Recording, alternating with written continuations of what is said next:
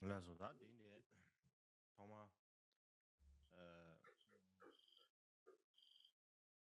셰르하기 긴두면 넘버 조르규베 탈람 유니 싱겐게 쉐로 넘버 링게 상원올이야 Więc chciałbym rozpocząć od pozdrowień. 공부상에 Chciałbym 디 przywitać wszystkich przyjaciół w Darmie, którzy 다딘데 słuchają tych 디슈 wykładów. 디슈니게 Szczególnie 관계시 wszystkich studentów Siedr, którzy są głównymi adresatami tych nauk. 지당도다 Dzisiaj doszliśmy do 6. dnia nauk. 디나 진이 링리아 야갈이야 Przez kilka ostatnich dni 정말 돌규르 지금 어르시게 rozmawialiśmy 난 디나네 o tym, jak szkoła tylko umysł zaczęła się rozpowszechniać w Chinach. 링이 게 에네 삼삼백이 뒷댐베 문시르부디 소나 데네 W 디제레야 szczególności mówiłem o tym, 도비 노랑다 jak 도비 노랑다 taki fundament dla tej szkoły, przepraszam, w Indiach i w Chinach. 디제게 Potem jak ten fundament tej szkoły stworzyli Maitreya, Asanga i Vasubandhu, a potem Dignaga, Dharmakirti i inni jakby zaczęli ją bardziej upowszechniali. I chciałbym coś jakby dorzucić do tych.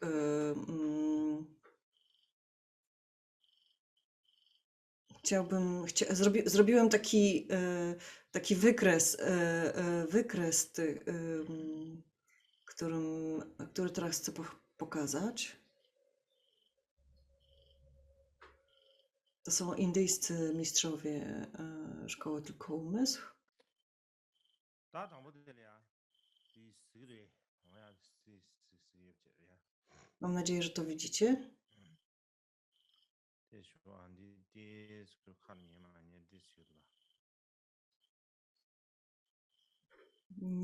Nie dzieje się to dokładnie, co chciałem, żeby się działo.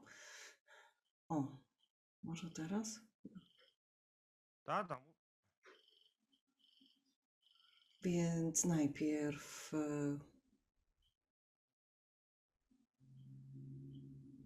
Okej, co teraz?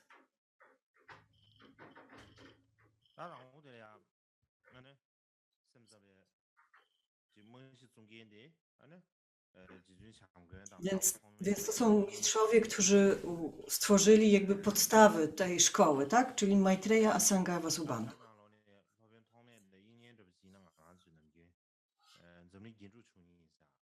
Między tym Asanga i Vasubandhu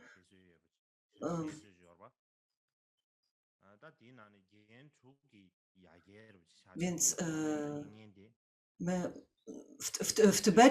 w Tybecie wyróżniamy takich 6 klejnotów świata i Asanga i Vasubandhu jakby należą do tych 6 klejnotów świata, tych 6 głównych jakby indyjskich mistrzów Indii. I oczywiście ci dwaj mistrzowie byli bardzo znani w Indiach w tamtym czasie. Taranata mówi, że nie wszyscy z tych 6 byli bardzo znani w Indiach. Ci dwaj akurat byli bardzo znani, ale nie wszyscy jeszcze z 6, o których mowa jest na przykład w tej modlitwie, którą czytamy na początku. Nie wszyscy byli bardzo znani w Indiach, ale byli wszyscy bardzo znani w Tybecie. Potem ci trzej mieli uczniów, którzy upowszechniali tą szkołę. Ogólnie mówi się, że Dignaga był uczniem Vasubandhu, ale myślę, że nie ma potrzeby jakby mówienia, opisywania tego w ten sposób, w tej linii, Więc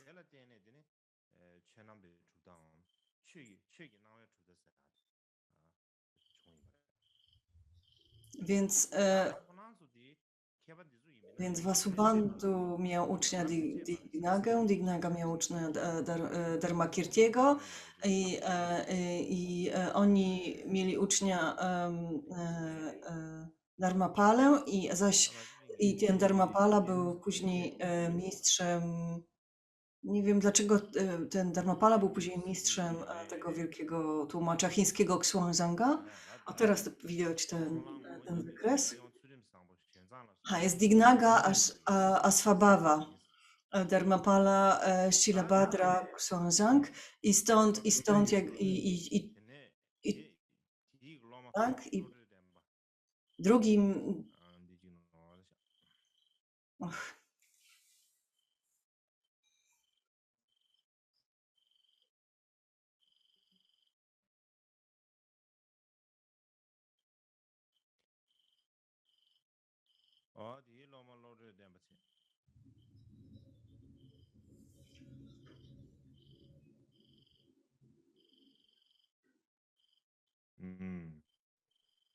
Hamza nyora da chuje ni zo. Di loma lori den bache. Da dene ma che ne. Ne. Tobe yang da. Więc drugim uczniem Vasubandhu był Gunamati, którego uczniami były Listiramata i Paramata. I stąd jakby powstały, z tych dwóch nurtów powstały jakby dwie różne szkoły w Chinach. Więc ta jedna. Niektórzy mówią, że Stiramati był młodszy od Paramaty, ale nie jesteśmy w stanie tego stwierdzić. I to były jakby takie dwa nurty przedstawiania szkoły tylko umysł, właśnie ten obrazowy, nieobrazowy.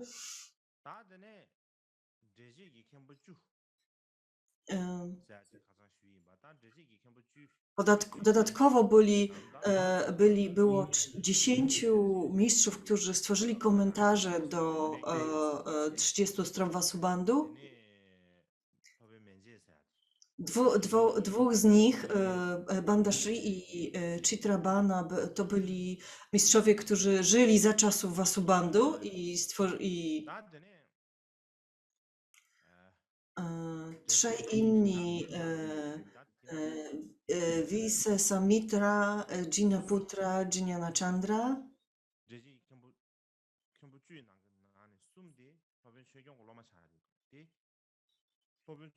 I oni byli uczniami Dharmapali.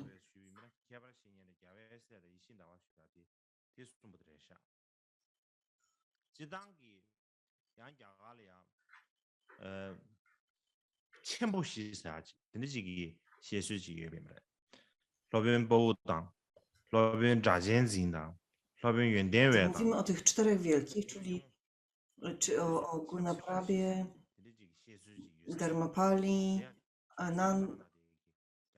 Nandzie i Rahuli. To mówi się w historii buddyzmu Taranaty mówi się właśnie o tych czterech wielkich mistrzach Indii i ta historia właśnie wymienia Dharmapalę, który był bardzo młody, żył bardzo krótko, ale był jednym z najsławniejszych mistrzów filozofii indyjskiej. Z drugiej strony mamy takich mistrzów jak Shuddhachandra i Nanda i Jayasena. Więc Shtiramati, Shuddhachandra i Nanda i Jayasena to byli kolejni czterej mistrzowie, którzy stworzyli komentarze do 30 strof.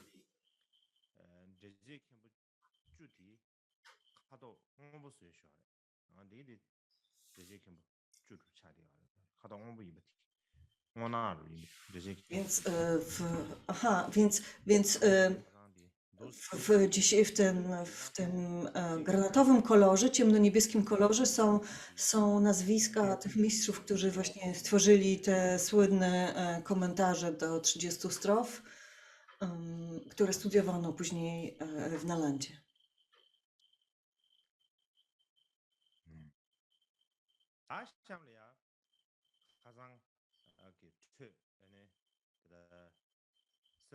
Więc teraz chciałbym kontynuować tam w miejscu, w którym przerwaliśmy wczoraj i opowiedzieć o tym, dalej opowiadać o tym, jak ta filozofia yogaczary upowszechniała się w Chinach.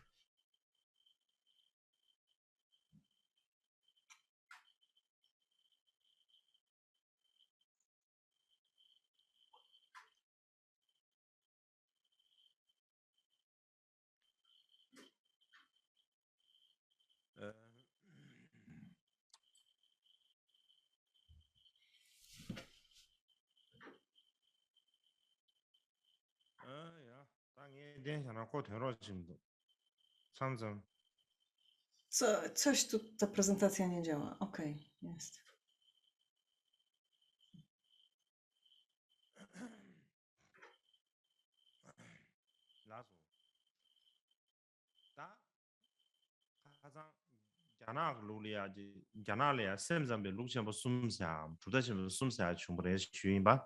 Wczoraj mówiliśmy o tych trzech głównych tych szkołach, które jako pierwsze jakby rozwinęły się w Chinach.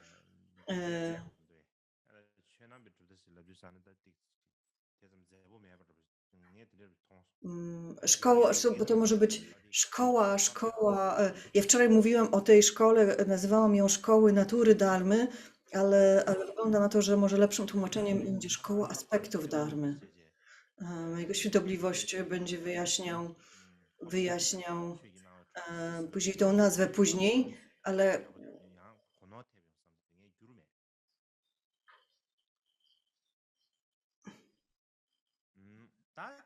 więc zmieniamy troszkę to tłumaczenie tej nazwy. Więc wracając do tej szkoły aspektów dharmy, ten wielki mnich z dynastii Tang, Xuanzang, którego nazywano mistrzem Tripitaki Tang tak naprawdę, więc on był mistrzem, który przywiózł wiele tekstów z Indii do Chin, w tym tekstów właśnie filozofii tylko umysł. I wszyscy jakby w Chinach chyba wiedzą, kim on był. On jest bardzo znany. Zazwyczaj mówi się Tang Xuanzang, dlatego że żył za czasów dynastii Tang.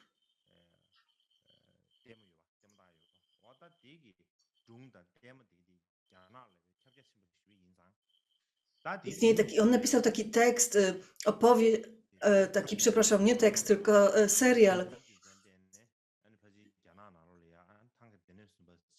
Aha, to jest taki serial telewizyjny, taka historia o podróży na zachód z tym królem małp i właśnie tam jest ten mistrz Pitaki i Stanki to jest właśnie ten mnich, to znaczy on posłużył jako bohater tego serialu. Jest dość to jest dość znana postać w Chinach.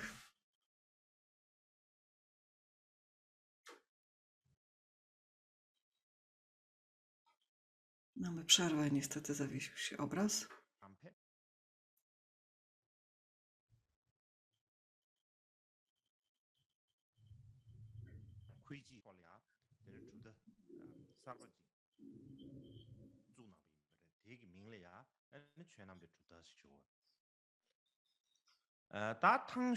Potem uczeń, więc w jaki sposób ten Xuanzang przyniósł do Chin filozofię tylko umysł?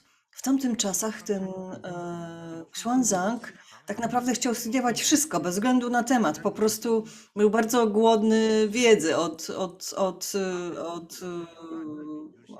dzieciństwa, od młodości. I jak już mówiłem wcześniej, pierwszym tekstem przetłumaczonym na język chiński to był komentarz do 10 poziomów Bodhisattwy przetłumaczony przez Paramatę. To był jakby pierwszy tekst filozofii tylko umysł, który pojawił się w Chinach. Xuanzang jakby zapoznał się z tekstem, zaczął studiować ten tekst i bardzo go ten tekst zainteresował. Postanowił zdobyć więcej dzieł. On wiedział, że wiedział, że to był tekst jakby, który stanowi rozdział tego wielkiego dzieła Poziomy Yogaczary, więc postanowił jakby zdobyć całe to dzieło, cały ten tekst. Więc aby to uczynić, wiedział, że musi udać się do Indii. To jest jedyny sposób, żeby ten tekst zdobyć. Ale za czasów dynastii Tang granice były zamknięte. Chiny były zamknięte, nikt nie mógł wydostać się z Chin czy podróżować z Chin i do Chin. Więc Chiny żyły w takiej izolacji, było wiele, w związku z tym trzeba było iść jakby dookoła i przebyć tysiące kilometrów, aby dostać się do Indii.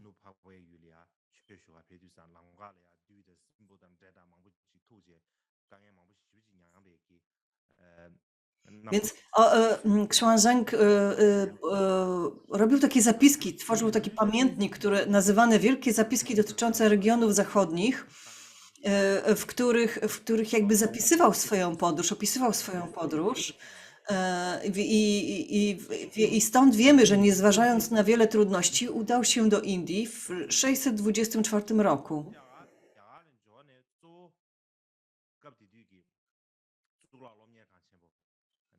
Gdy znalazł się w Indiach, oczywiście udał się do Nalandy, no bo gdzie indziej mógł się udać, więc udał się do Nalandy i tam w tym czasie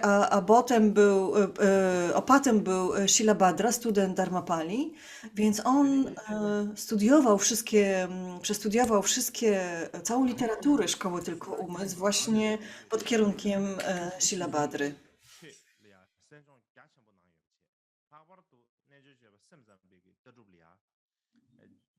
Później inny uczeń Shilabhadry o imieniu Prabha Karamnika również udał się do Chin i przetłumaczył ozdobę sutr Mahajany.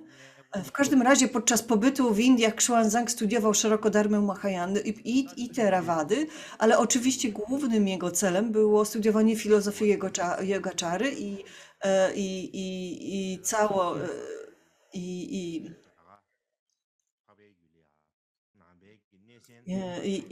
jakby i dodatkowo jakby właśnie w tym pamiętniku z podróży na zachód, powiedzmy, że tak to można przetłumaczyć ten tytuł, właśnie opisał wiele miejsc, przez które przejeżdżał albo w których się zatrzymywał w Indiach. Jest to obecnie bardzo ważne źródło wiedzy na temat starożytnych Indii. Bardzo jasno i bardzo szczegółowo opisał te miejsca. Bardzo jasno i szczegółowo opisał Nalandę na przykład. I bez tych pamiętników nie bylibyśmy w stanie jakby stwierdzić jak wyglądało życie i studia i filozofia ówczesnych Indii, albo nie bylibyśmy również w stanie zidentyfikować świętych miejsc buddyzmu na przykład, które on wtedy odwiedził.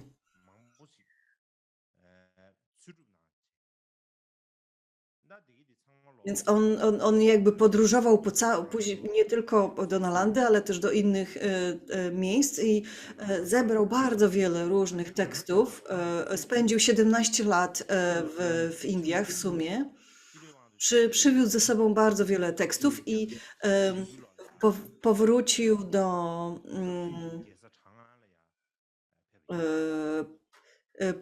powrócił do Chin, kiedy panował w nich cesarz Taizong, który jakby z radością go przywitał i jakby zasponsorował mu takie centrum tłumaczenia tekstów buddyjskich. Wspierał projekt całych tłumaczeń tekstów przywiezionych przez Xuanzanga.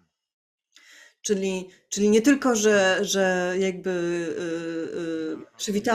przywitano serdecznie tego Xuanzanga z powrotem w Chinach, ale jeszcze jakby rząd jakby zasponsorował całe centrum tłumaczeń tekstów pod jego kierunkiem.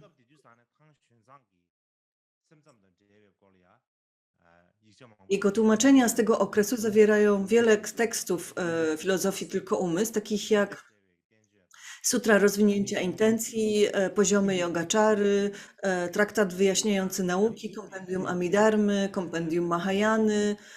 Poza tym przetłumaczył również sutrę Prajna Paramity o 100 tysiącach wersów,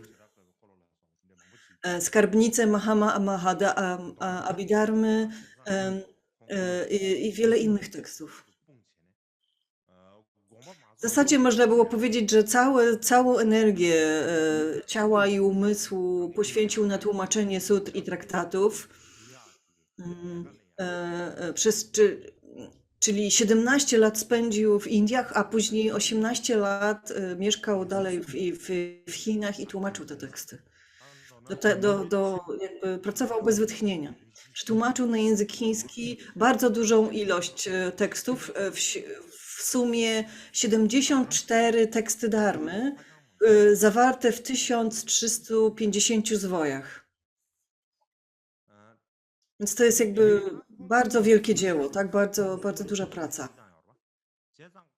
Jego tłumaczenia potem zaczęto nazywać nowymi tłumaczeniami, zaś starsze tłumaczenia, tych pierwszych tekstów, nazywano starymi tłumaczeniami.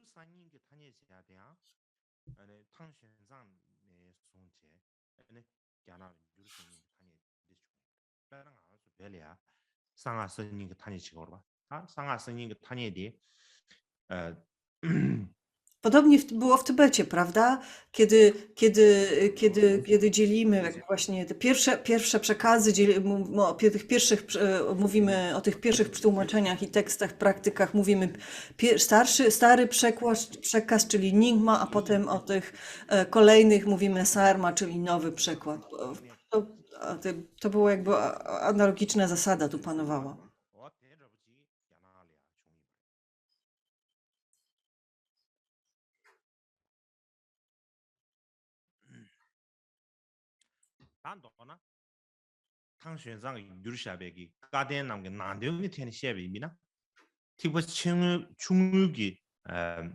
Treść sut i traktatów, które przetłumaczył Xuanzang, pochodzi zarówno z pojazdu Theravady, jak i z Mahayany.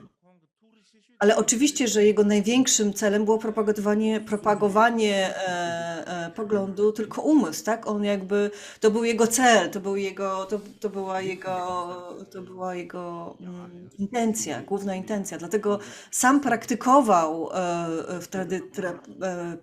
medytację tradycji yogaczary, sam nauczał na podstawie tekstów tylko umysł. I jakby otrzymał taki bardzo czysty przekaz podczas pobytu w Indiach, prawda, tej szkoły.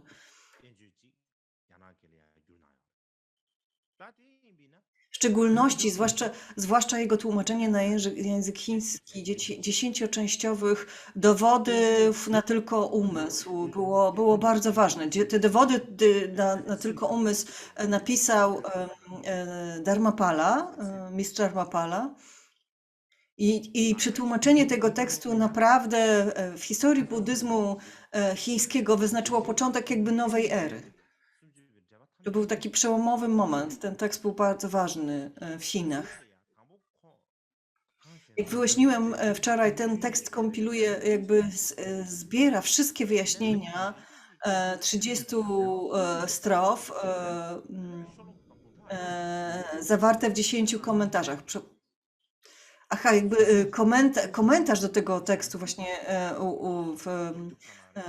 Xuanzanga jakby zawiera wszystkie, przecież właśnie jakby skrót tych wszystkich 10 komentarzy, 3 do 30 strof na przykład. I to był bardzo ważny tekst.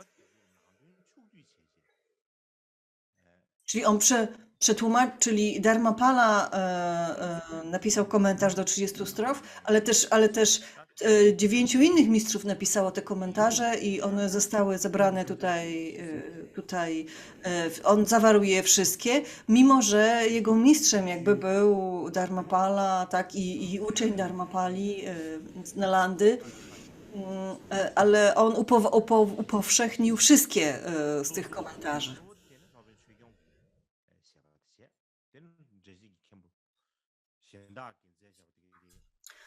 Mimo tego, oczywiście to jakby to wyjaśnienie, ten komentarz Dharmapali dla Xuanzanga było jakby najważniejsze, najistotniejsze w tym zbiorze.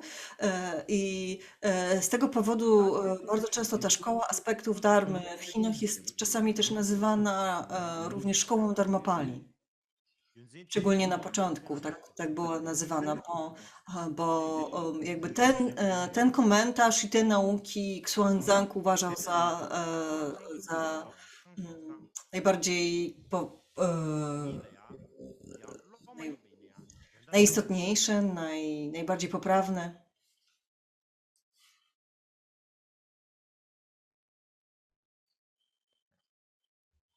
Ten Xuanzang miał wybitnych uczniów, miał wielu wybitnych uczniów. Głównym z nich był uczeń Kuei-ji, nazywany również wielkim nauczycielem Chuen, chyba.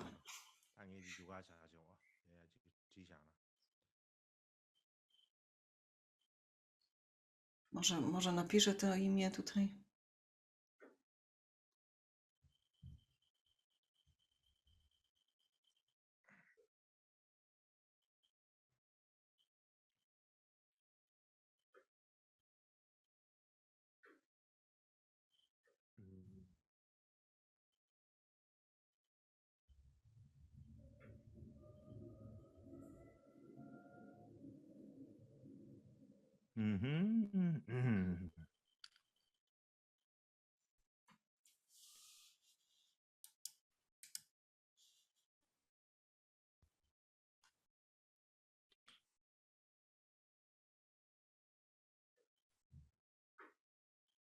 뭐야? 정직이로면 전부 쉬어야 말해. 다 콩기 매주망 보지 나부터 된체네 최남배 주도사 스타도 중에 에 당选장기 제베기 균경으로 나가이버. 뒤 균세를 때는 최남배 Więc to jest bardzo interesujące, że on że ta działalność tego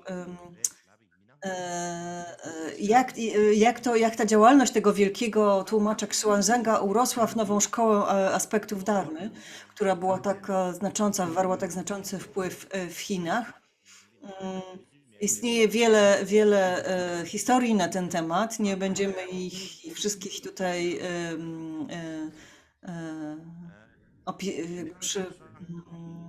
omawiać.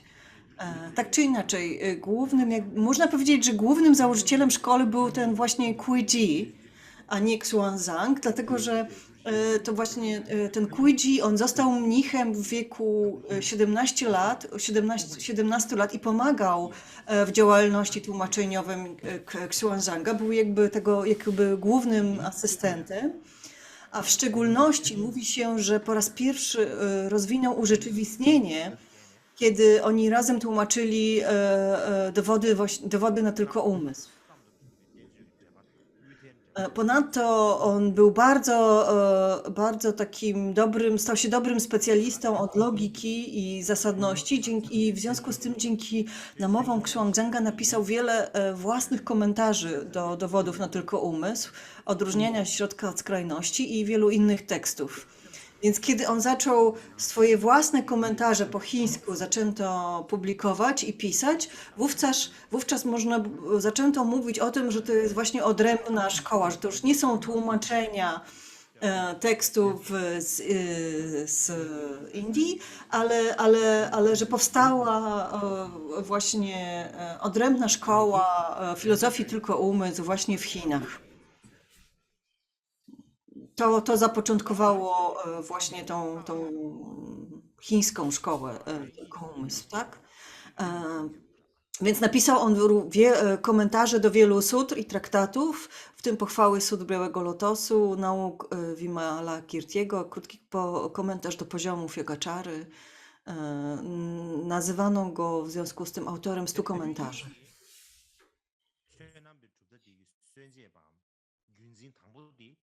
Ten Kuei-ji był jakby był jakby pierwszym dzierżycielem tej linii. Drugim był Huijiao,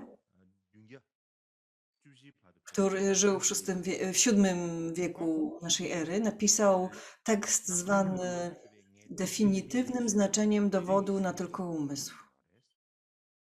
Czyli znowu komentarz do tego pierwszego tekstu.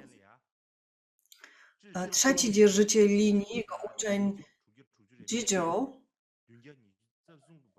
więc on żył w VII wieku, między 668 a 723 rokiem. I on napisał taki komentarz, który zatytułowany Tajemne nauki na dowody na tylko umysł. Więc on jakby po raz kolejny przedstawił strukturę i system myśli Dharmapali, tak, zawarty w komentarzu do 30 strof.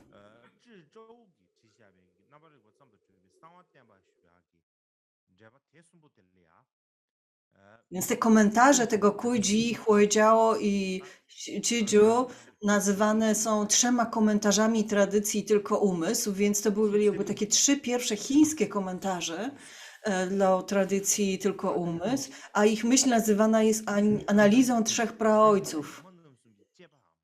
Są one uważane za klasykę chińskiej literatury buddyjskiej. Ponadto ten trzeci, Jizhu, napisał 2 teksty zwane Rozprawą o lśniącym słońcu mądrości środka i skrajności oraz wybranymi źródłami inspiracji dla rozwijania bodhicitty. I te teksty również stały się bardzo znane i popularne.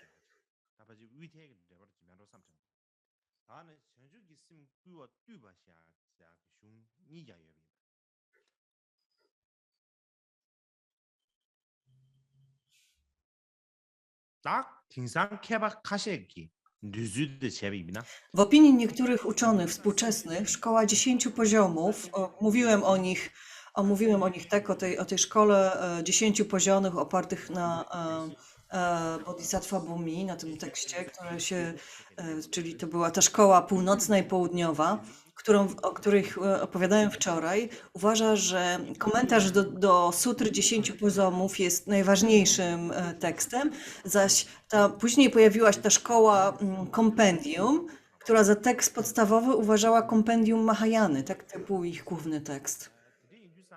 Więc patrząc z dystansu na to, na te dwie jakby nurty, te 3 pierwsze w zasadzie szkoły, filozofia tylko umysł, nauczana w tym czasie w Indiach, jakby opierała się w zasadzie tylko na 2 tekstach, więc nie była tylko częściowa. Nie mieli oni jakby wszystkich tekstów całej indyjskiej filozofii yogaczary. Więc to tak jakby te wcześniejsze szkoły odrzuciły pień i trzymały się tylko gałęzi.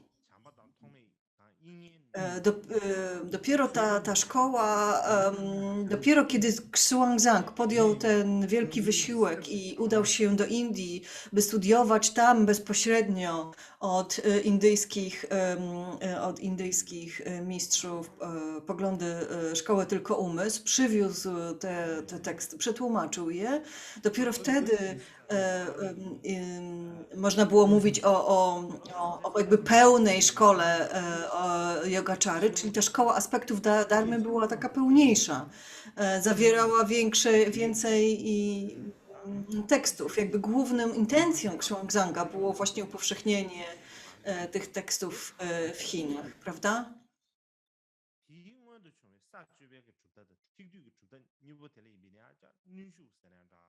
Więc ta szkoła jakby to była wielka szkoła filozofii, która miała wielką pozycję, uzyskała wielką pozycję i religijną, i filozoficzną, i polityczną. Trzeba pamiętać, że Xuanzang udał się do Indii. Kiedy udał się do Indii, to studiował te teksty, które były przekazywane w czystej linii od Maitrei, Asangi, Vasubandhu aż po Dharmapalę, tak? Więc to była jakby taka czysta linia przekazu, którą on otrzymał. Ponadto jego wielkie życzenia sprawiły, że właśnie ta szkoła naprawdę rozkwitła w tamtym czasie w Chinach i wywarła tak wielki wpływ, że te szkoły, te mniejsze szkoły pierwsze, 10 poziomów i kompendium, praktycznie przyłączyły się do tej szkoły aspektów dharmy, no bo one w zasadzie dotyczyły tego samego, ale szkoła aspektów dharmy była jakby pełniejsza, miała więcej tekstów, była dużo szersza. Podobnie jak wyjaśnię później, tuż potem pojawili się trzej mistrzowie z Japonii, którzy przyjechali do Indii, do Chin, przepraszam, na studia nad szkołą tych aspektów dharmy i przewieźli ją, upowszechnili ją w Japonii. Ta szkoła aspektów dharmy i mimo że ta szkoła aspektów dharmy jakby później w późniejszym czasie zanikła w Chinach, w Chinach nadszedł taki okres jakby w ogóle zaniku buddyzmu i dharmy. I w tym czasie ta szkoła nieco osłabła, ale w Japonii dzięki tym trzem mistrzom przetrwała.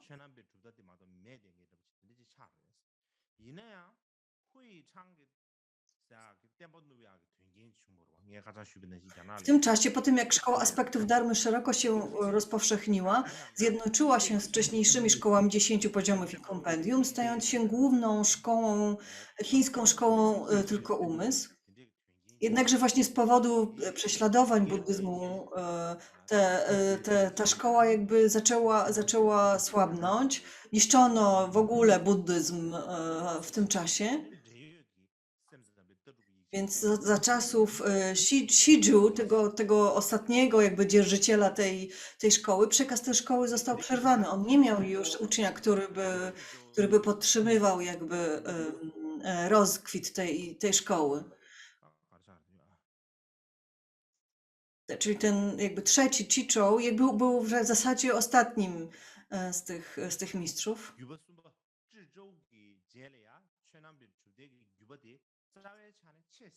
Po nim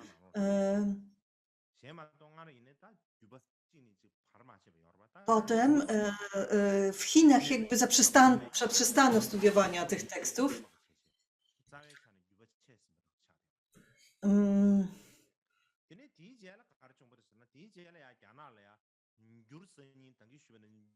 Więc co się stało później? Później był taki okres właśnie upadku, można by było powiedzieć.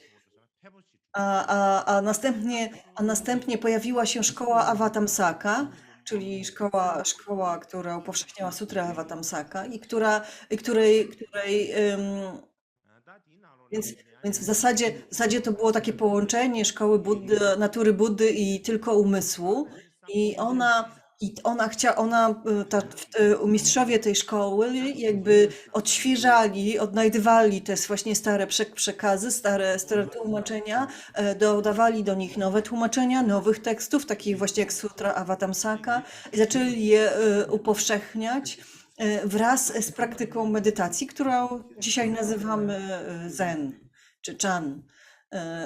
I również upowszechnili oni również jakby taką szkołę, taki nurt praktyk, które prowadziły do odradzania się w czystych krainach. On się bardzo spopularyzował w Chinach. Był bardzo popularny. Więc ta szkoła aspektów dharmy w zasadzie to była czysta szkoła indyjskiej Mahajany, prawda? Dlaczego upadła? Dlaczego doszło do tego upadku? Jest taki japoński uczony, który się nazywa Takemura Makio i on wyjaśnił to, on jakby streścił to do trzech głównych powodów. Pierwszym z nich było to, że szkoła tylko umysł większy nacisk kładła na filozofię, na studiowanie filozofii niż na praktykę. I w związku z i to był taki i to było więc dla zwykłych ludzi była to jakaś taka filozofia czy religia kompletnie niedostępna. W zasadzie tylko uczeni filozofowie byli w stanie ją zrozumieć i te teksty czytać, więc to był jakby jeden problem. Drugim było to, że teksty teksty tylko umysł mówią, że istnieją 3 pojazdy buddyzmu i 5 rodzin.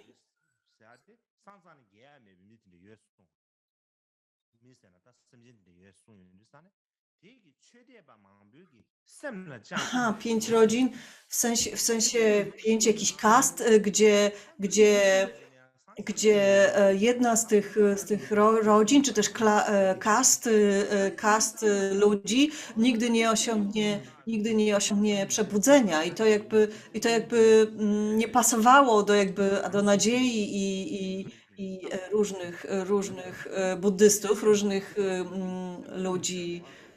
Aha, nie wiem do końca o co chodzi o tych 5 rodzin. Chodzi o różne rodzaje ludzi.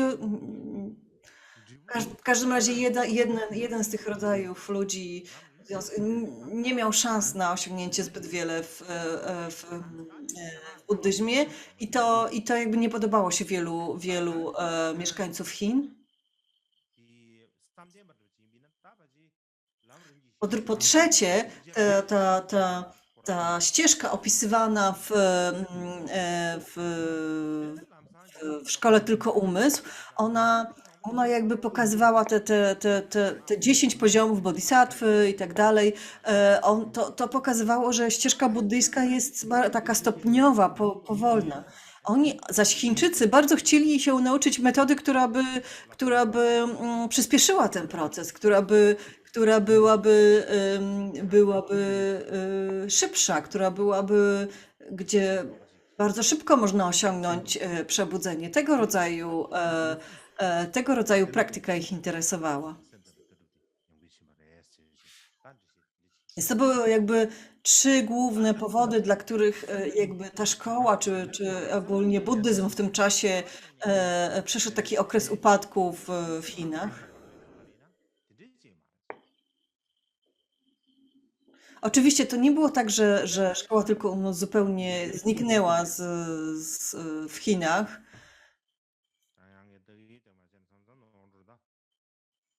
Na przykład za czasów dynastii Yuan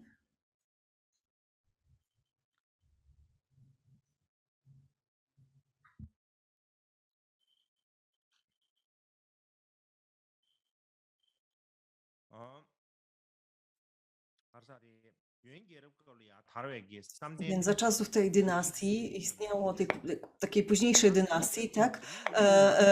Jak powiedziałem, była taka jakby taki trend w praktykach i w buddyzmie w Chinach wówczas, który proponował właśnie te praktyki prowadzące do odradzania się w czystych krainach. I ta szkoła w sensie filozoficznym, teoretycznym właśnie wplotła całą szkołę filozofii Tylko Umysł jakby w swój przekaz. Dlatego dzisiaj, kiedy patrzymy na tradycję Zen, na nauki tradycji Zen, to w zasadzie one odpowiadają jakby filozofii Tylko Umysł. One są z nią kompletnie zgodne. Podczas dynastii Ming żył taki mistrz Hanshan de Qin i on pragnął ożywić tą szkołę aspektów dharmy, więc napisał tak zwany taki właśnie traktat wyjaśniający filozofię Tylko Umysł.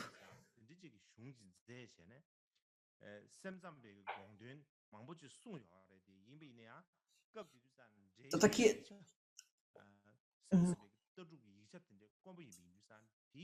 Ale wszelkie teksty źródłowe jakby do tej filozofii Tylko Umysł były bardzo rzadkie, nie były już przepisywane. Więc jego tekst nie przyniósł zbyt dużej poprawy w sytuacji tej szkoły. Następnie pod koniec dynastii Qing świecki praktykujący Yang Renshan przywiózł do Chin japońskie teksty ze szkoły aspektów dharmy, które w międzyczasie tak upowszechniły się i rozkwitły w Japonii. I przywiezienie tych tekstów z Japonii, z powrotem z Japonii do Chin, wywołało w kręgach uczonych naprawdę wielką wrzawę w Chinach, bo tam zapomniano już niemalże o tej szkole. Dlaczego tak się... Przez wiele setek lat ta szkoła tylko umysł jakby zaniknęła, jakby zapomniano o niej w Chinach. I potem nagle uczeni przywozili teksty z Japonii, które były tłumaczeniami tekstów chińskich i tak dalej. To było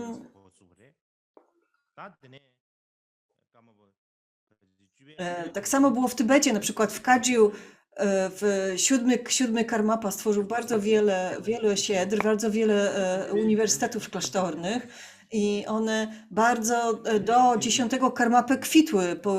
I potem nagle za czasów 10 Karmapy po prostu zostały zamknięte albo zniszczone i cały przekaz nauk był przerwany.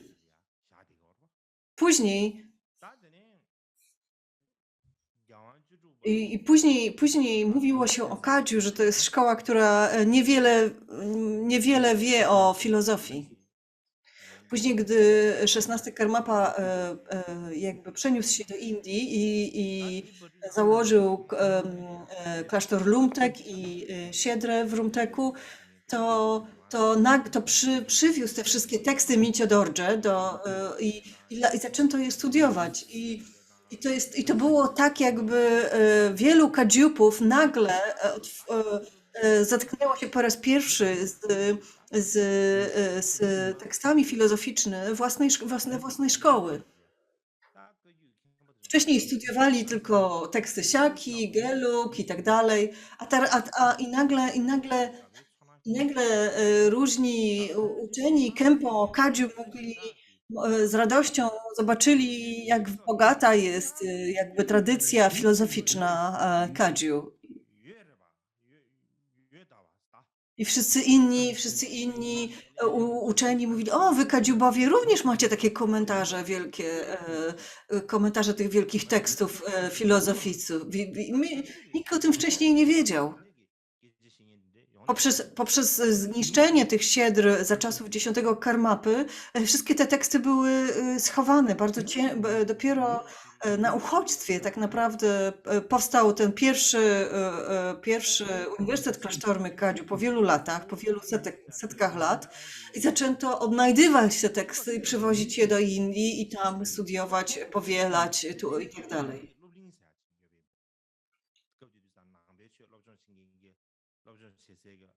Podobnie było właśnie w tym momencie, w tych czasach w Indiach, w Chinach, przepraszam. Ten właśnie świecki praktykujący Yang Renshan przywiózł te teksty nagle z Japonii i cała filozofia tylko umysł jakby odrodziła się na nowo w Chinach. I on jakby w Pekinie i to się stało już w czasach Republiki Chińskiej, tak? Czyli po cesarzach przed II wojną światową, w czasie tej Republiki Chińskiej w Pekinie powstał Instytut Buddyjski Shina, który wykorzystywał w swoich badaniach teksty Szkoły Aspektów Dharmy przywiezione czy też skopiowane z Japonii, teksty buddyzmu tybetańskiego z Tybetu i manuskrypty sanskryckie, które znajdowały się wówczas już w Europie i w Ameryce. Więc te wszystkie badania i zebranie tych wszystkich tekstów, czy też kopii tych wszystkich tekstów wywarło olbrzymi wpływ na ówczesne i współczesne badania nad szkołą tylko umysł.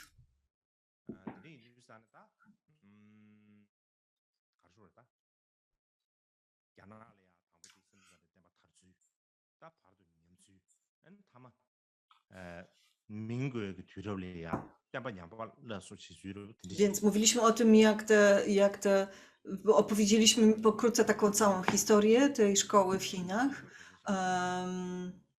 I myślę, że teraz czas na 30 minut przerwy.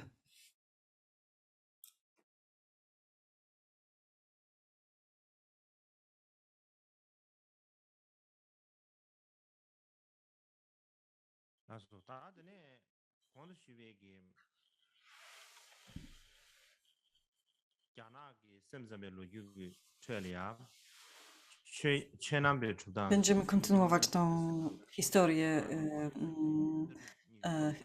szkoły Tylko Umysł w Chinach.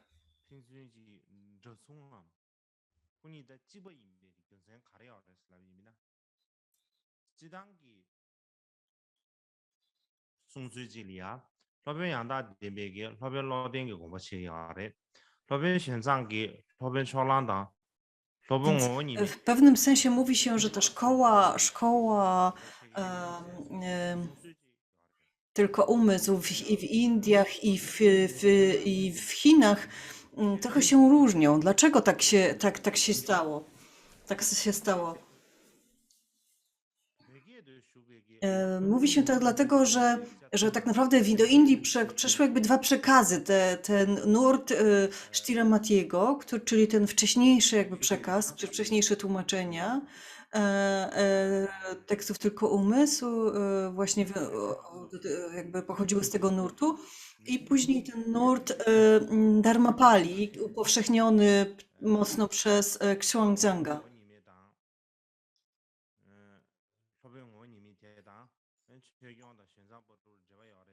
Więc te teksty Dharmapali, one również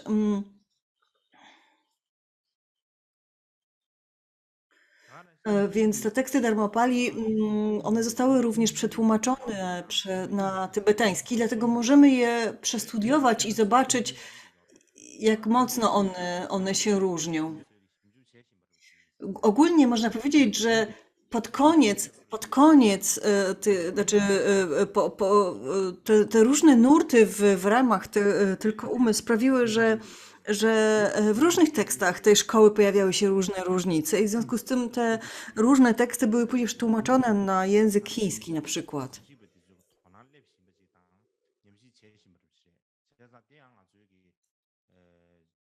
Obecnie współcześni badacze jakby przyglądają się całemu temu rozwojowi jakby filozofii tej szkoły od początku do końca i cały czas jakby badają te kwestie. Teraz chciałbym przejść do omówienia samej tej nazwy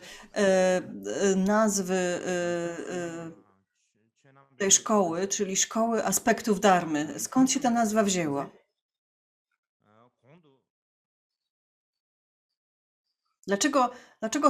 Skąd ta nazwa się w ogóle wzięła?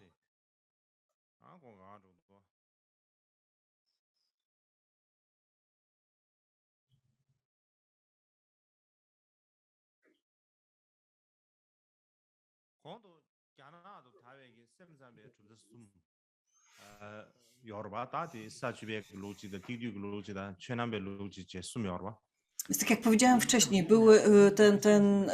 były takie różne fazy przekazywania, przenoszenia dharmy z Indii do Chin. Więc najpierw był ten tekst o 10 Bhumi Bodhisattwy, później było kompendium Mahayany, potem pojawiła się ta szkoła aspektów dharmy. Skąd te aspekty dharmy? Po pierwsze, kiedy badamy rzeczy zewnętrzne lub nawet nas cały wszechświat, ogólnie mówiąc, w szczególności kiedy badamy, jak rzeczy się przejawiają, i badamy je jakby na dwa podstawowe sposoby. Pierwsze, staramy się po pierwsze badamy taki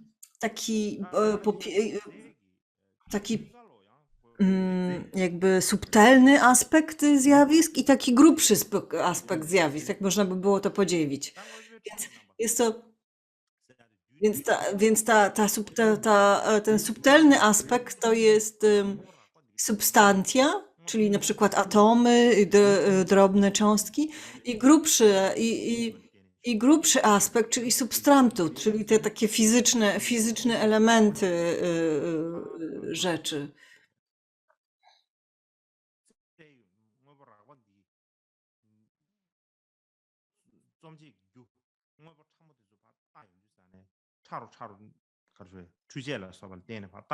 Na przykład naukowcy wyjaśniają, że woda czy też cały wszechświat składa się z atomów, tak? Lub maleńkich cząstek takich jak elektrony.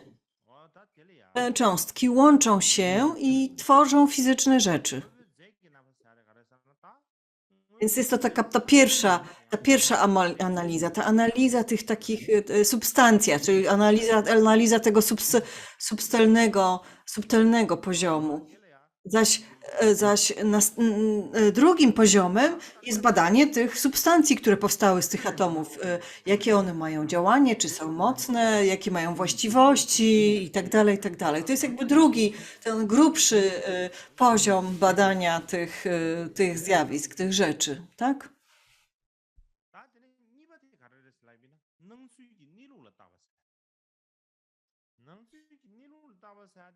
Natomiast zupełnie innym sposobem badania jakby świata to jest jakby badanie natury zjawisk, samej istoty, samej natury wszystkich zjawisk. Na przykład, e,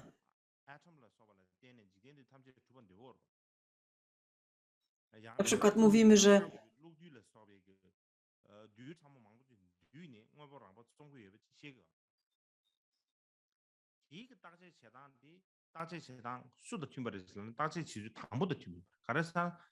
Czyli kiedy biorąc pod uwagę ten przykład właśnie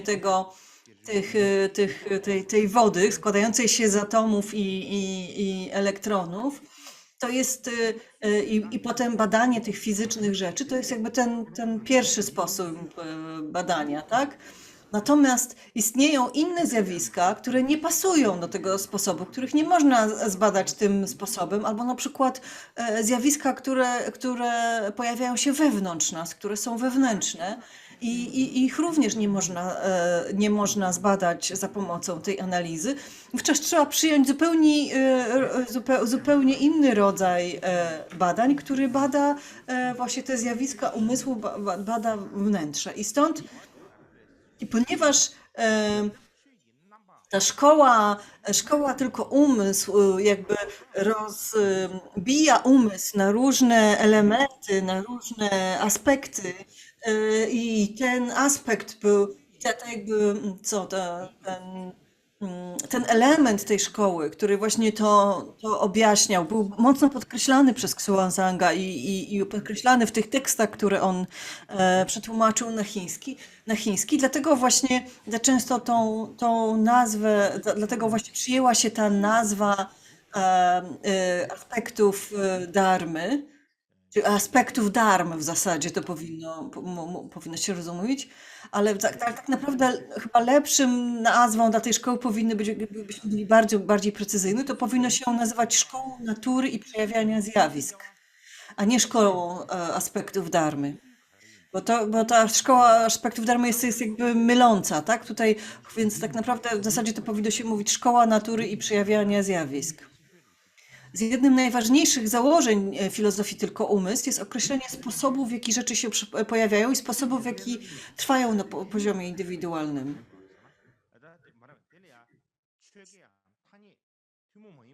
Czyli jaka jest natura i jaki zjawisk i w jaki sposób te zjawiska się przejawiają. Tak można by było to ściślej powiedzieć.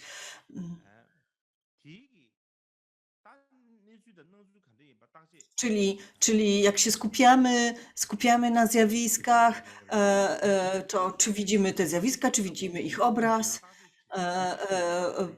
jakby Czyli jakby całe te badanie jakby jest potwierdzane poprzez doświadczenie, tak? Doświadczenie medytacyjne, które jest jakby stosowane w tym całym procesie. Więc tak naprawdę całe wszystkie te badania, tak naprawdę badanie umysłu przypomina w przypadku tej szkoły badania naukowe, bo badania naukowe również opierają się na doświadczeniach, tak? Jest teoria i trzeba sprawdzić to w praktyce. Tak podobnie dzieje się w przypadku tej szkoły. Wszystko ma logiczną, uzasadnioną naturę. Stąd jakby cała filozofia tylko umysł jest niezwykle musimy dzięki tym doświadczeniom, tym medytacji i teorii, dzięki temu jesteśmy w stanie odróżnić jakby naturę zjawisk i sposób ich przejawiania się, skąd on się bierze i jak należy go rozumieć. Chodzi o poprawne rozróżnianie pomiędzy tymi dwiema rzeczami. To jest jakby, to jest jakby główna jakby zasada tej szkoły, tak?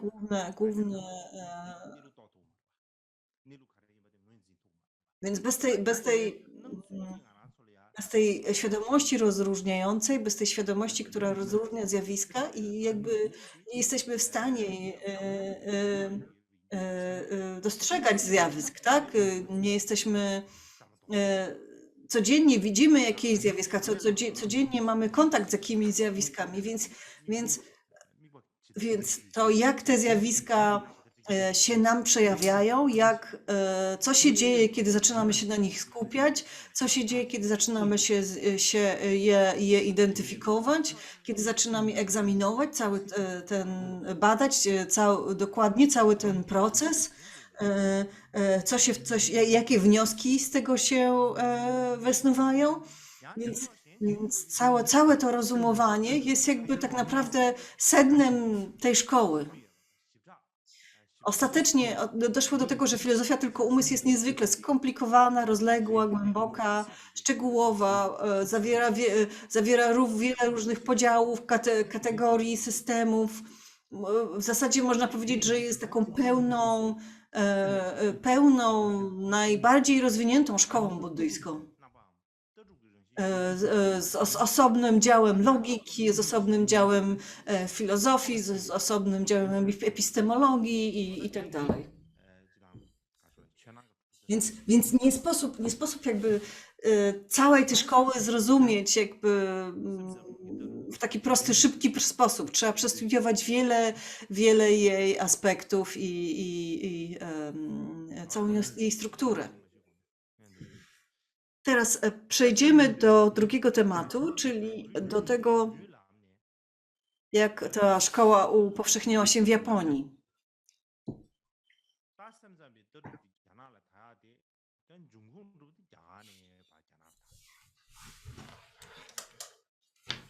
Ale najpierw mamy taki schemat jakby upowszechniania się właśnie tej szkoły w Chinach, tak podsumowujący. Więc oczywiście jakby źródłem były Indie, dla tej szkoły w Chinach były Indie, czyli najpierw te tłumaczenia Boduriczego i Ratnamati, którzy przetłumaczyli 10 poziomów bodhisattwy, sprawiło, że pojawiła się właśnie ta szkoła 10 poziomów, która rozbiła się na tą północną i południową. Potem pojawił się tłumacz Paramata, który przetłumaczył kompendium Mahajany i stąd pojawiła się ta szkoła kompendium.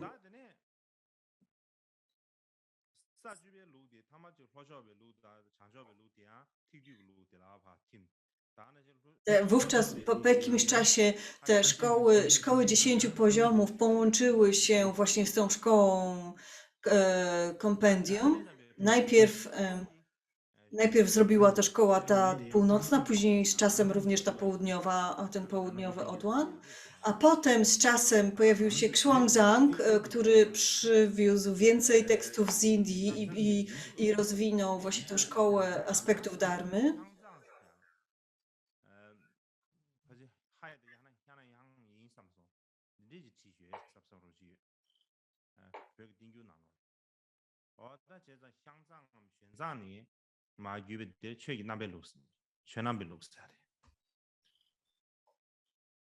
I ta szkoła jakby wchłonęła tą szkołę kompendium, czyli kompendium Mahayany.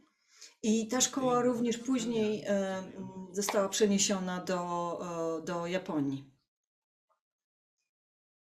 Więc teraz krótko opowiemy o tym, co się stało właśnie w Japonii.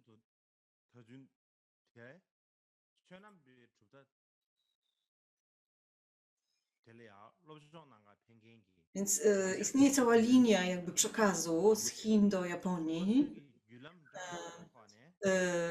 Tak jak powiedziałem, było tych 3 pierwszych mistrzów japońskich, którzy przybyli do Indii, do Chin i zaczęli studiować tą szkołę w Chinach i przenieśli później jej teksty do Japonii. Pierwszym z nich był Dosho w 653 roku pojawił się właśnie w Tang, i tam właśnie studiował teksty tylko umysł właśnie z Xuanzangem i jego uczniem Kuiji. I następnie powrócił do Japonii z tymi tekstami. Drugim był Chitatsu, który w 1958 roku pojawił się w Tang i również studiował z Xuanzangiem i Kuiji. Trzecim był Chiran Inchuyuri, czyli 3 kolejnych uczniów, którzy pojawili się w Królestwie Tang w 703 roku i studiowali z tym trzecim dzierżawcą szkoły tylko umysł Jiju. Oni tam spędzili kilka lat w tym królestwie i wrócili do Japonii w 705 lub 6 roku. Kolejnym mistrzem był Gumbo, który przybył do Tang w 717 roku i on również studiował teksty tylko umysł z Jiju.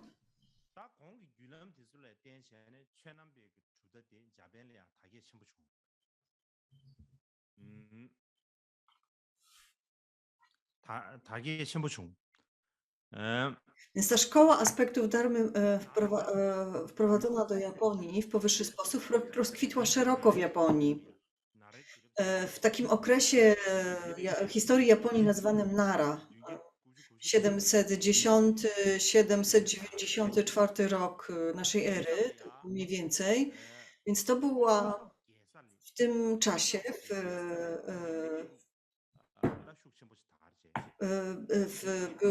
była południowa jakby stolica Japonii, która się nazywała Nanto. I tamten pierwszy mistrz Dosho przybył właśnie z Chin i osiadł w świątyni Gango.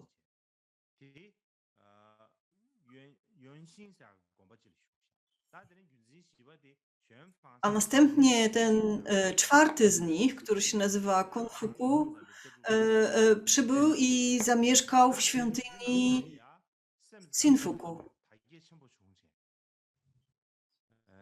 Shinfuku albo Konfuku. I to byli dwaj mistrzowie, którzy właśnie upowszechniali tą filozofię tylko umysł w Japonii. A ich świątynie stały się bardzo znane. Pierwsza z nich została nazwana świątynią południową, druga świątynią północną. Istniała pewna rywalizacja pomiędzy tymi świątyniami oczywiście i każda z tych świątyń jakby zrodziła wielu sławnych uczonych, którzy napisali wiele traktatów filozoficznych, buddyjskich. Taka sytuacja trwała aż do okresu Edo.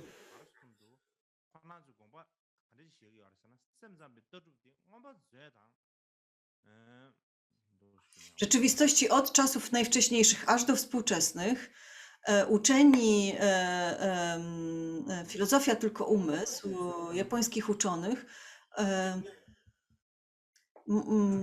w zasadzie jest analogiczna do darmy zawartej w skarbnicy Abhidharmy.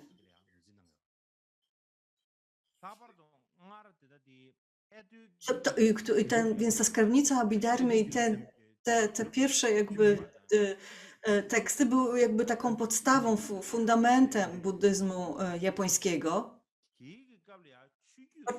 Podczas okresu Edo, czyli od XVII do XIX wieku mniej więcej w Japonii, panował zwyczaj, że wielu mnichów wszystkich linii, wszystkich tradycji udawało się do Nara, do tej świątyni,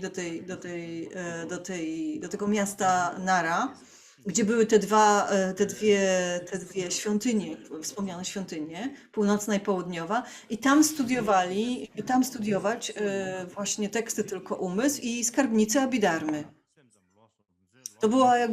To był jakby fundament, podstawa w ogóle buddyjskiej wiedzy, filozofii w Japonii.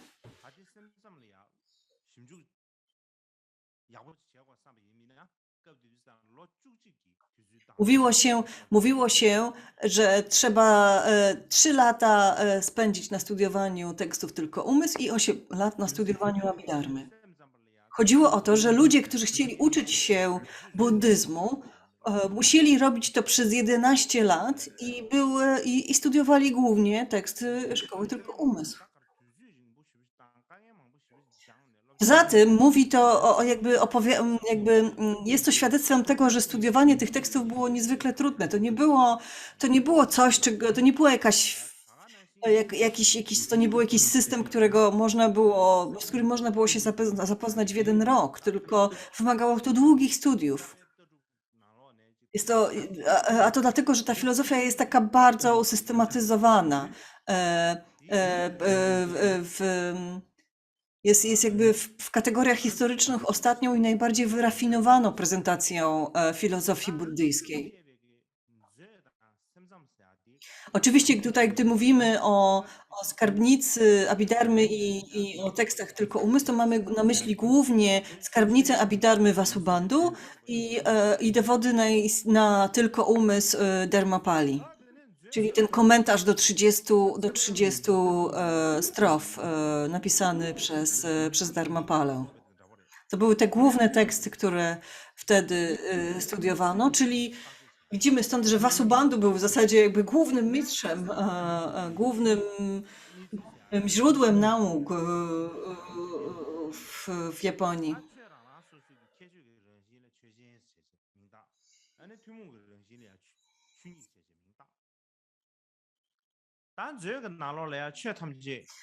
Nazwa nadana wspólnie tej skarbnicy i temu drugiemu teskowi została, jakby połączono te nazwy i mówiono o niej jako o nauce natury i wglądu.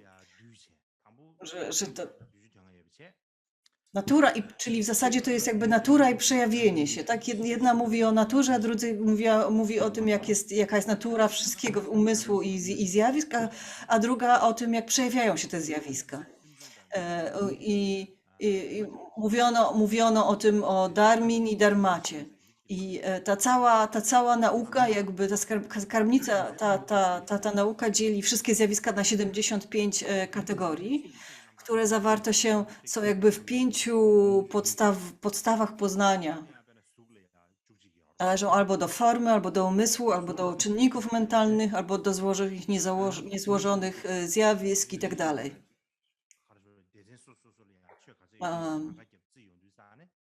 Podobnie w traktatach Tylko Umysł wszystkie poznawalne zjawiska są podzielone na 5 kategorii i 100 dharm, więc jest to analogiczne.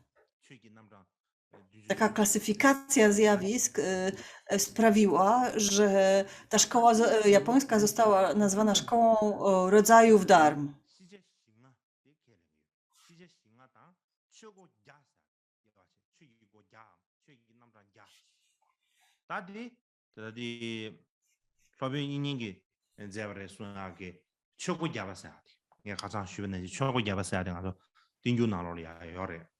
Więc jest taki tekst 100 bram dharmy, który zawarty jest w tym dziurze. On jest przetłumaczony z języka chińskiego.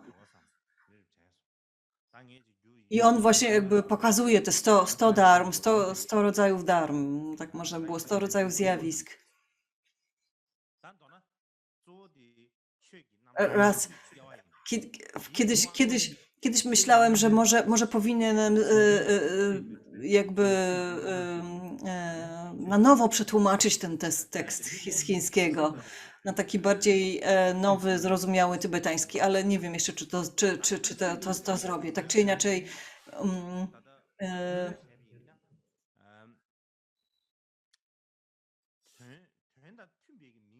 kiedy mówimy o tej szkole kiedy mówimy o tej szkole tylko umysł,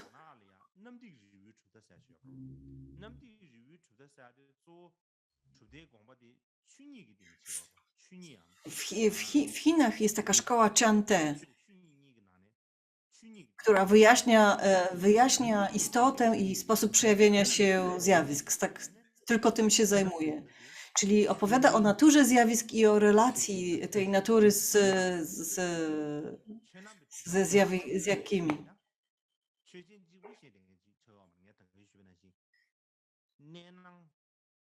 I Mhm.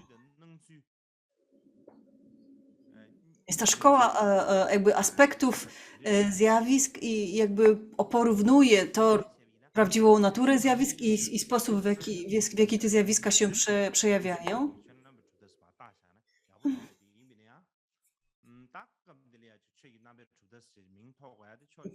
Podobnie oczywiście bada zjawiska cała Abhidharma, cały system Abhidharmy i również ta Abhidharma przed Mahajaną, ale mm,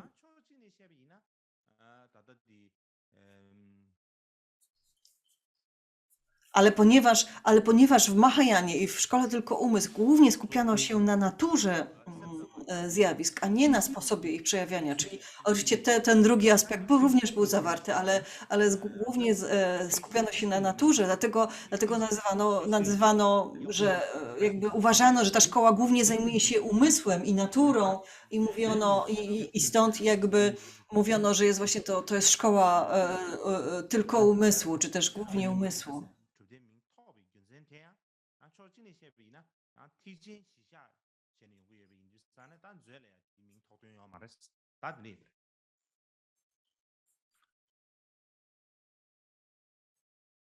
아, 코란이 튠비 차디 다 당기 공도 주변에 최기 남자한테 최기 야와만 보시 뜬거 여비 인두산 디차네 Więc jakby w pewnym sensie duża część Amidharmy należy jakby do Hinayany czy do Theravady, ale również jej aspekty również zostały przyjęte jakby przez Mahajanę, prawda? Jakby te same założenia zostały przyjęte przez Mahajanę, ale później jakby zostały rozwinięte. Dlatego tylko umysł jakby dodał do tego stanowiska Abhidharmy Theravady, dodał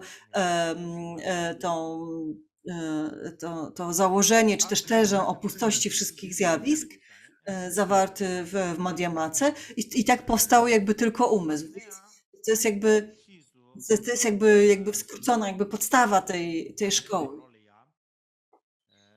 Później natomiast w Japonii, dlaczego o tym mówimy? Gdyż później w Japonii pojawiło się wiele różnych jakby podszkół tylko umysł.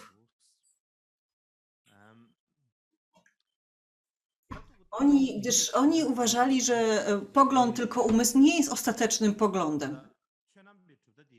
Dlaczego tak uważali? Dlaczego tak mówili?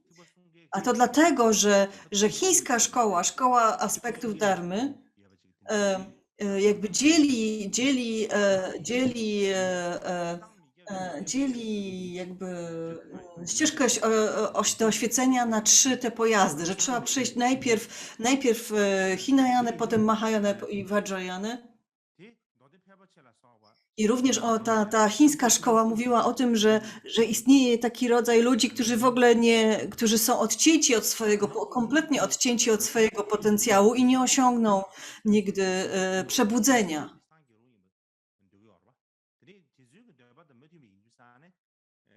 Czyli oni jakby w ogóle nie mają zdolności jakby w ogóle dotarcia do swojego prawdziwego potencjału i zrozumienia czegokolwiek, jakiejkolwiek prawdy w tym życiu.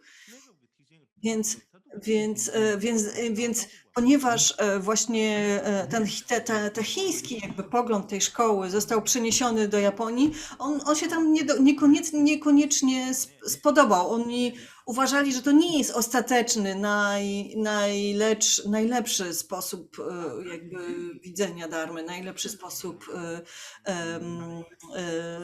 że to nie jest jakby najwyższa filozofia buddyjska.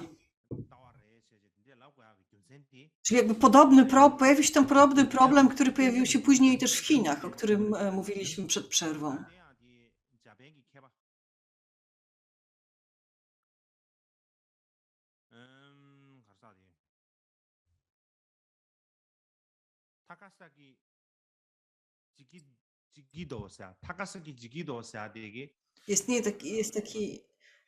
Jest taki japoński uczony Takasaki Jikito.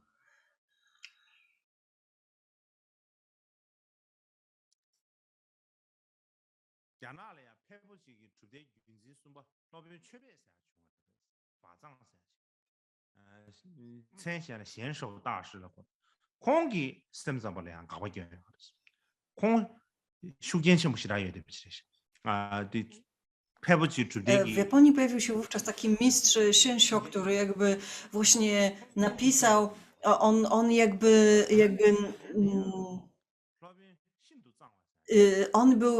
on należał już do tej późniejszej szkoły Avatamsaka i on jakby napisał taki wielki traktat właśnie o tych jakby niedoskonałościach szkoły tylko umysł, tego odłamu oczywiście szkoły, który rozkwitł w Chinach. I ten jego traktat stał się bardzo dobrze znany.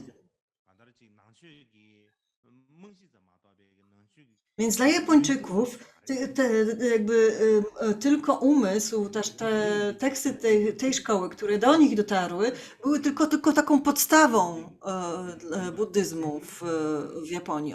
One nie były jakby jakby jakby ostatnim etapem rozwoju filozofii buddyjskiej.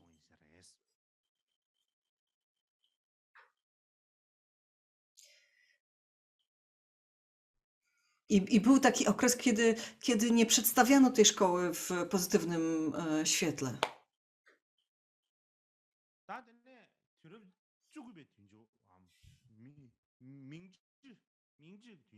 Dopiero pod koniec XIX wieku, czyli w Japonii to była epoka Meiji, pod koniec XIX wieku,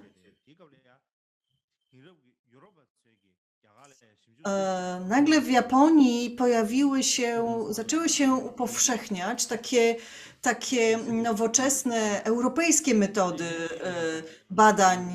badań tekstów starożytnych Indii, czyli takich badań indologicznych i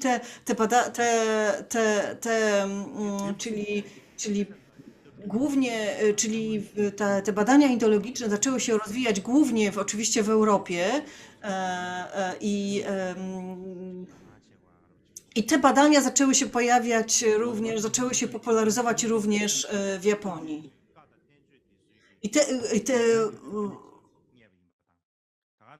W tym czasie odnaleziono wiele starych manuskryptów indyjskich, sanskryckich manuskryptów szkoły tylko umysł. Zaczęto je studiować, zaczęto je tłumaczyć i zaczęto je badać. I te badania jakby kompletnie odmieniły odkrycie tych oryginalnych sanskryckich tekstów i traktatów tylko umysł, zupełnie odmieniło, zrewidowało podejście Japończyków do tej szkoły. Oni jakby nagle odkryli, że do nich dotarła jakaś niepełna, czy też jakaś zmieniona wersja tej szkoły, bo te nauki jakby przeszły przez Chiny. I jakby to kompletnie odmieniło ich podejście do szkoły tylko umysł. Na przykład prace i tłumaczenia Sylwiana Lewi, tego pana na górze, a po nim, pod tym zdjęciem znajduje się zdjęcie belgijskiego naukowca Louis de Lavellie-Poussin z początku XIX wieku. Ten u góry wygląda trochę jak Einstein, prawda? Być może to jest taki Einstein tylko umysłu. Więc oni żyli pod koniec XIX, na początku XX wieku, tak? I opublikowali bardzo wiele traktatów, publikacji dotyczących tekstów. Oni studiowali, oni znali Pali, oni znali język tybetański, oni znali sanskryt, studiowali wiele tych tekstów, odkrytych manuskryptów, wówczas jakby na nowo odkrytych, które dotarły do Europy. I opublikowali je oczywiście, te wszystkie swoje odkrycia i tłumaczenia. I jakby w ten sposób jakby przedstawili te wszystkie teksty, przedstawili tą staroindyjską myśl jakby w Europie. A jednocześnie zapoczątkowali taką międzynarodowe studia nad tymi tekstami, które nagle pojawiły się właśnie w Japonii i jakby rozkwitły w Japonii, tak jak mówiłem. To byli tam dwaj pianisty uczeni Hakuyu Ui i Hakuju może.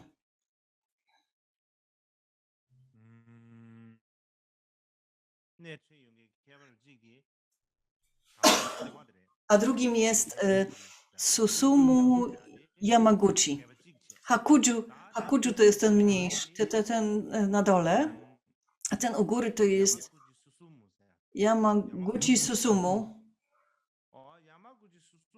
Więc oni jakby podjęli te badania, europejskie badania i zrewidowali jakby całą filozofię tylko umysł, która do tej pory istniała w Japonii.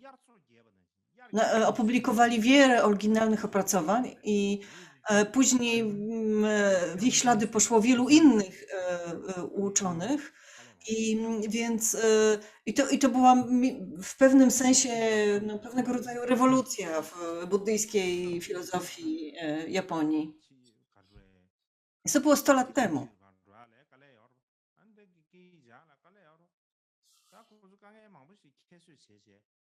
Nawet 100 lat temu było dość trudno jakby przemieszczać się z jednego kraju na drugi, z jednego kontynentu na drugi, ale oni wykonali ten wysiłek. I jakby zapoczątkowali zupełnie nowy nurt studiowania i jakby podejścia w ogóle do szkoły tylko umysł w Japonii. Na koniec chciałbym jeszcze krótko powiedzieć o tym, jak buddyzm jakby pojawił się w Korei. Wielu z nas zna koreańskie filmy, prawda?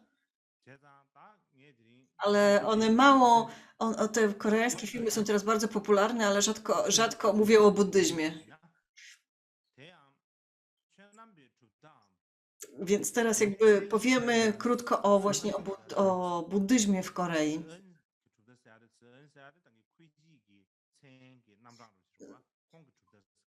To główną szkołą czy też pierwszą szkołą było Cian. To była szkoła, która była założona przez ucznia Xuanzanga. Czyli podobnie jak 2 czy 3 mistrzów japońskich udało się do Xuanzanga na studia tych tekstów, które on przywiózł z Indii, tekstów tylko umysł. Podobnie pośród nich był taki mistrz Węciuk, który był z Korei, który pochodził z Korei. Wtedy nie mówiono o tym kraju jako Korea, mówiono o tym Shilla. Shia.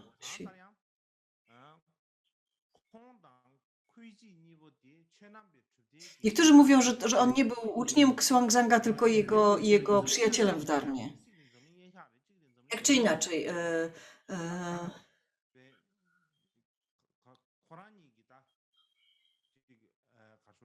oni pracowali bardzo blisko ze sobą, byli jak prawa i lewa ręka.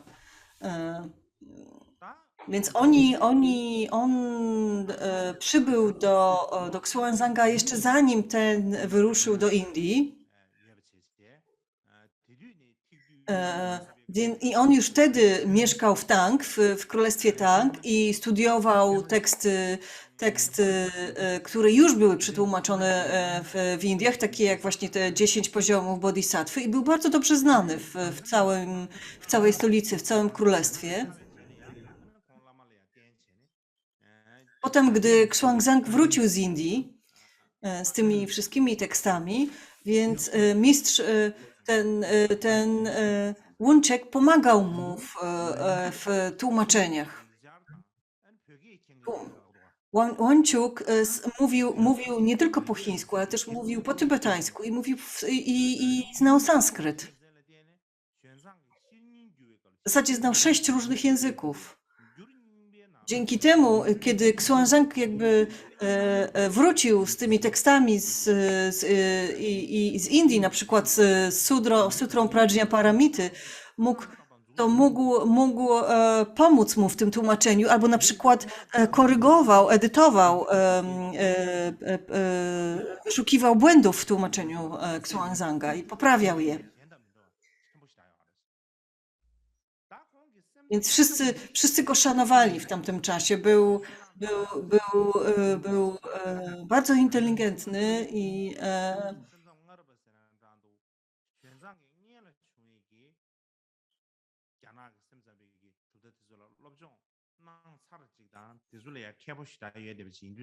potem mówiliśmy o tym, że Xuanzang miał takiego ucznia Kuiji, tak? Który jakby stworzył te pierwsze chińskie komentarze i założył tą jakby szkołę aspektów dharmy.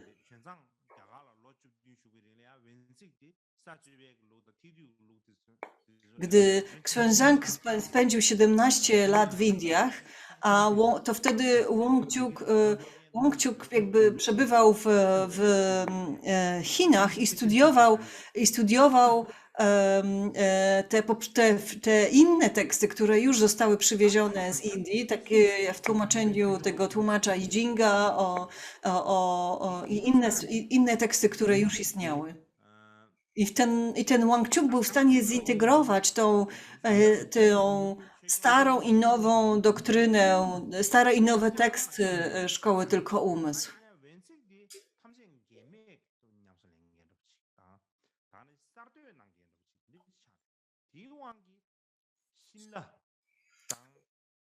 Xuanzang i Kuiji jakby głównie jakby podążali tym nurtem Dharmapali, tak, przedstawionym przez mistrza Dharmapalę z Indii. I oni jakby ten nurt głównie jakby podjęli i rozwinęli właśnie tą szkołę aspektów dharmy. Natomiast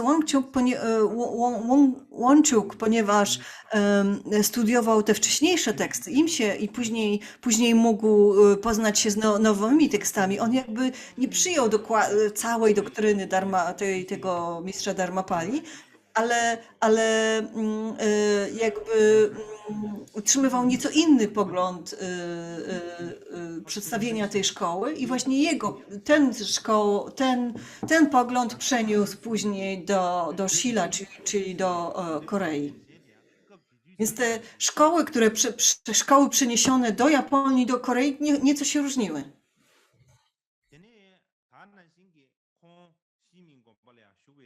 Ten tekst, który został przetłumaczony później na tybetański, to był najprawdopodobniej właśnie ten tekst tej Dharmapali w tym tego stylu.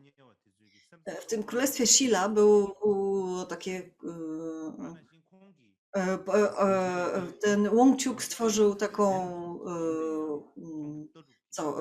świątynię, czy też klasztor, która się stała takim dużym centrum tłumaczeń i filozofii i miała również duży wpływ na buddyzm w Japonii.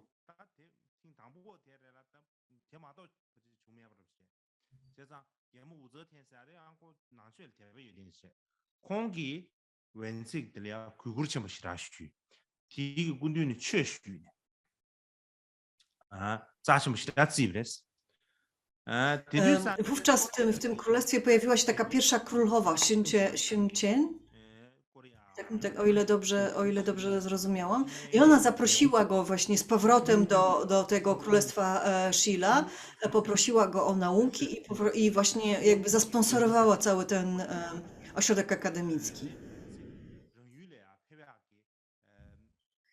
A z drugiej strony,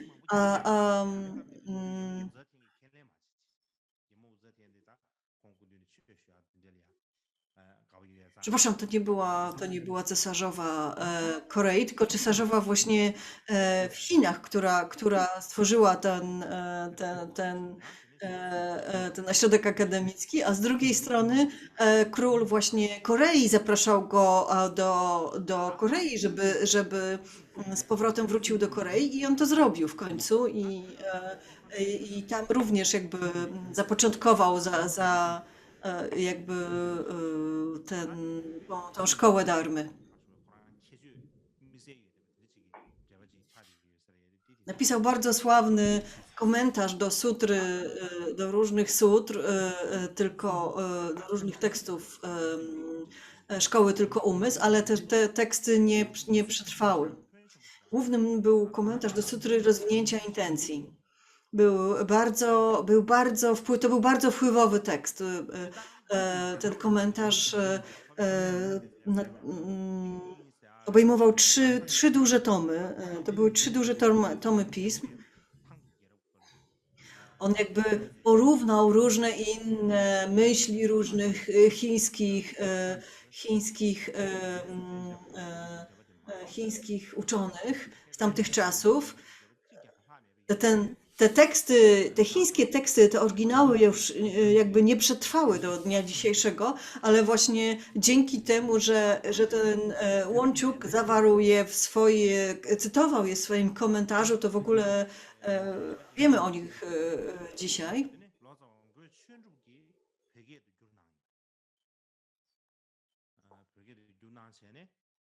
Potem ten komentarz Łąciuka został przetłumaczony w IX wieku na język tybetański i na przykład wiemy, że Tsongkhapa czytał ten tekst i potem cytował go w swoich dziełach.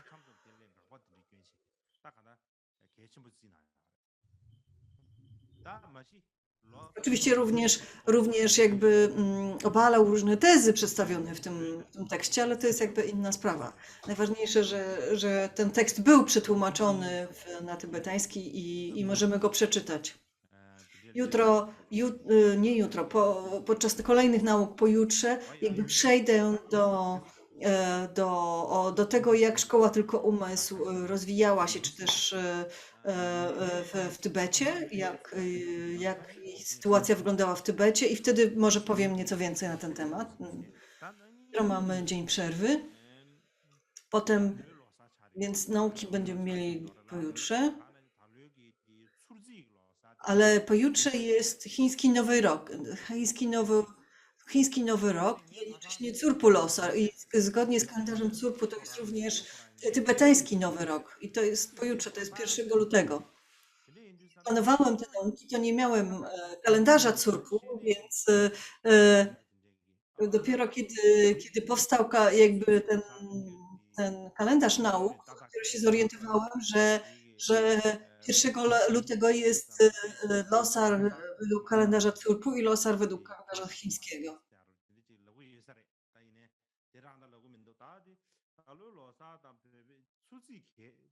O, już widzę, jak tam niektórzy po prostu mówią, myślą sobie, o, on nie zwraca uwagi na kalendarz CURP-u.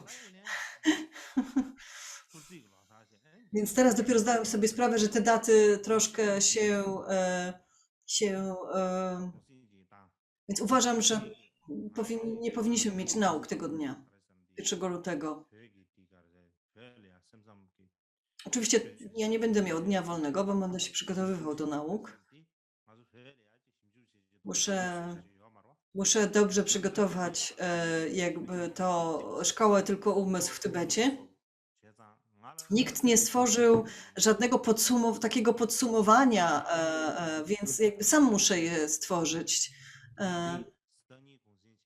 Dlatego, więc jutro i pojutrze mamy dzień wolny.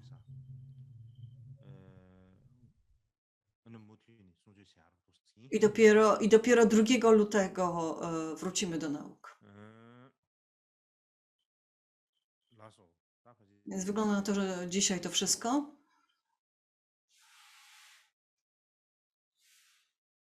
Modlitwy dedykacji.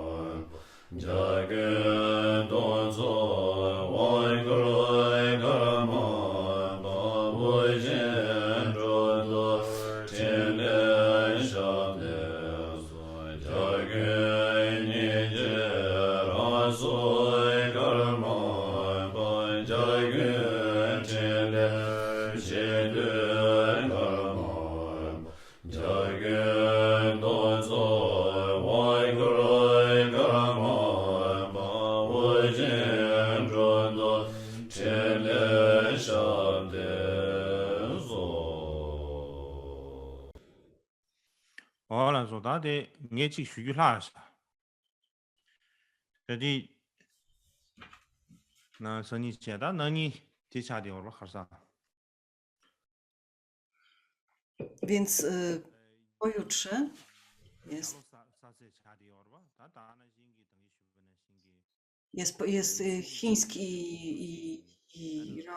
chiński Nowy Rok i Nowy Rok według kalendarza CURP-u. Więc korzystając z tej okazji, chciałbym życzyć wszystkim chińskim przyjaciołom Dharmy, którzy oglądają przez internet. Chciałbym życzyć Wam szczęśliwego Nowego Roku. Mam nadzieję, że wszyscy będziecie zdrowi i że wszystkie Wasze sprawy, że pójdą dobrze. że wszelkie przeszkody zewnętrzne i wewnętrzne zostaną uspokojone, że wszystko się Wam ziści i tego Wam życzę. Więc na dzisiaj to już wszystko, tak jak mówiłam, jutro i pojutrze mamy dzień wolny. Mamy dodatkowy dzień wolny 1 lutego.